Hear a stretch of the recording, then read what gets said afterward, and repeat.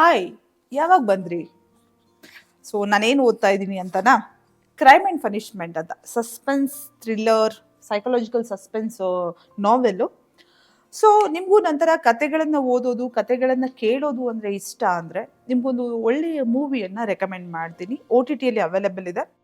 OTT platform ಯಾವುದು ಅಂದರೆ Disney plus ಹಾಟ್‌ಸ್ಟಾರಲ್ಲಿ ಸದ್ಯಕ್ಕೆ ಅವೈಲೇಬಲ್ ಇದೆ. ಸಿನಿಮಾದ ಹೆಸರು the story teller. Paresh Rawal ಮತ್ತು ಆದಿಲ್ ಹುಸೇನ್ ಇಬ್ರು ಲೆಜೆಂಡರಿ ಆಕ್ಟರ್ಸ್. ಯಾಕೆ ಅಂದರೆ ಆಕ್ಟಿಂಗ್ ಅಂದರೆ ಹೇಗಿರಬೇಕು, ಬರೀ ಆಕ್ಟಿಂಗನ್ನ ನೋಡಬೇಕು, ನೀವು ಆಕ್ಟಿಂಗ್ನ ವಂಡರ್ಸ್ನ ನೋಡಬೇಕು ಅಂದರೆ ನೀವು ಈ ನಟರ ಸಿನಿಮಾಗಳನ್ನ ನೋಡಬೇಕು. ಅದರಲ್ಲೂ ಕೂಡ the story teller is best example for acting skills. Boson film festival ಅಲ್ಲಿ 2022ದಲ್ಲಿ ಫಸ್ಟ್ ಟೈಮ್ ಇದರ ಪ್ರೀಮಿಯರ್ ಆಗಿತ್ತು. ಸೊ ಬಟ್ ಇವಾಗ 3 ವರ್ಷದ ನಂತರ ಇವಾಗ OTTಯಲ್ಲಿ ಅವೈಲೇಬಲ್ ಇದೆ. ಸಣ್ಣ ಪುಟ್ಟ ಕತೆಗಳನ್ನ ಕೇಳೋದು, ಹೇಳೋದು ಯಾರಿಗೆ ಇಷ್ಟ ಆಗುತ್ತೆ ಅವರಿಗೆ ಈ ಸಿನಿಮಾ ಖಂಡಿತವಾಗೂ ಇಷ್ಟ ಆಗುತ್ತೆ. ನಿಮಗೆ ಒಂದು ಸಿನಿಮಾವನ್ನ ನೋಡೋದಕ್ಕೆ ಯಾವುದೇ ಲಿಂಗ್ವಿಸ್ಟಿಕ್ ಬ್ಯಾರಿಯರ್ಸ್ ಇಲ್ಲ, ಅಥವಾ ನಿಮಗೆ ಸ್ಟಾರ್ಡಮ್ನ ಗೀಳಿಲ್ಲ, ನಿಮಗೆ ಸ್ಪೀಡ್ ಮಾಸ್ ಮೂವಿಗಳ ಹೊರತಾಗಿಯೂ ಕೂಡ ಬೇರೆ ರೀತಿಯ ಸಿನಿಮಾಗಳು ಇಷ್ಟ ಆಗುತ್ತೆ ಅನ್ನೋದಾದ್ರೆ ಈ ಸಿನಿಮಾ ನಿಮಗೆ ಹೇಳಿ ಮಾಡಿಸುವಂಥದ್ದು. ಹಾಗಿದ್ರೆ what is the story line of a story teller ಅನ್ನೋದಾದ್ರೆ, ಒಬ್ಬ ಶ್ರೀಮಂತ ಬಿಸ್ನೆಸ್ ಮ್ಯಾನ್, ಬೇಕಷ್ಟು ದುಡ್ಡಿದೆ, ಸಂಪತ್ತಿದೆ, ಎಲ್ಲ ಇದೆ. ಇಲ್ಲ ಅಂದ್ರೆ ಈ ವ್ಯಕ್ತಿಗೆ ನಿದ್ದೆ ಇಲ್ಲ. ಹೌದು, ಎಂತಹ ಮೆತ್ತನೆಯ ಹಾಸಿಗೆ ಮೇಲೆ ಮಲ್ಕೊಂಡ್ರು ಈ ವ್ಯಕ್ತಿಗೆ ನಿದ್ದೆ ಬರೋದಿಲ್ಲ. ಕ್ರೋನಿಕ್ ಇನ್ಸೋಮಿಯಾ ಎನ್ನುವಂತಹ ಡಿಸೀಸ್ ಇದೆ, ಕಾಯಿಲೆ ಇದೆ. ಈ ಕಾಯಿಲೆಯಿಂದಾಗಿ ಈ ವ್ಯಕ್ತಿಗೆ ನಿದ್ದೆ ಬರೋದಿಲ್ಲ. ಇನ್ನು ಆ ಕಾಯಿಲೆಗೆ ಟ್ರೀಟ್ಮೆಂಟ್ ಏನು ಅಂದರೆ, ನಿಮ್ಮ ಅಜ್ಜಿದಿರು ನಮಗೆ ರಾತ್ರಿ ಹೇಳ್ತಿದ್ದಂತಹ ಕಥೆಗಳು.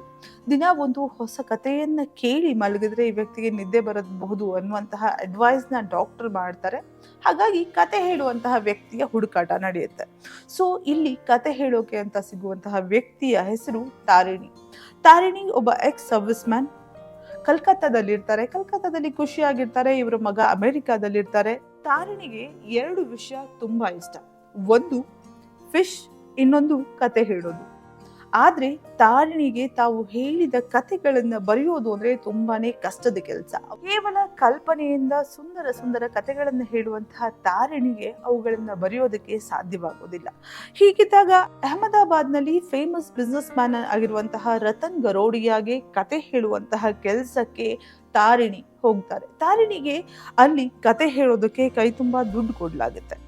ಹೀಗೆ ಸ್ಲೋ ಆಗಿ ಕತೆ ಹೇಳ್ತಾ ನಡೆಯುವಂತಹ ಈ ಕಥೆಯಲ್ಲಿ ಕೊನೆಯಲ್ಲಿ ಒಂದು ಸಸ್ಪೆನ್ಸ್ ಬರುತ್ತೆ. ಅದೇನು ಅಂದ್ರೆ, ಲೈಬ್ರರಿಯಲ್ಲಿ ತಾರಿಣಿಗೆ ಪುಸ್ತಕವೊಂದರಲ್ಲಿ ಒಂದು ಕತೆ ಓದೋಕೆ ಸಿಗುತ್ತೆ. ಆ ಕಥೆಯ ರೈಟರ್ನ ನೋಡಿ ತಾರಿಣಿಗೆ ಶಾಕ್ ಆಗುತ್ತೆ. ಹಾಗಾದ್ರೆ ಈ ಕಥೆಯಲ್ಲಿ ನಿಜವಾದ ಸ್ಟೋರಿ ಟೆಲ್ಲರ್ ಯಾರು ಅನ್ನೋದೇ ಇಲ್ಲಿ ಸಸ್ಪೆನ್ಸ್. ಕೇವಲ 2 ಗಂಟೆಗೂ ಕಡಿಮೆ ಸ್ಕ್ರೀನ್ ಟೈಮ್ ಇರುವಂತಹ ಈ ಸಿನಿಮಾದ ಕತೆ ಫೇಮಸ್ ಬೆಂಗಾಲಿ ರೈಟರ್ ಸತ್ಯಜಿತ್ ರೈ ಅವರ ಒಂದು ಶಾರ್ಟ್ ಸ್ಟೋರಿ. ಈ ಶಾರ್ಟ್ ಸ್ಟೋರಿಯನ್ನ ಸಿನಿಮಾವನ್ನಾಗಿಸಿ ತೆರೆ ಮೇಲೆ ತಂದವರು ಅನಂತ್ ಮಹಾದೇವನ್, ಡೈರೆಕ್ಟರ್.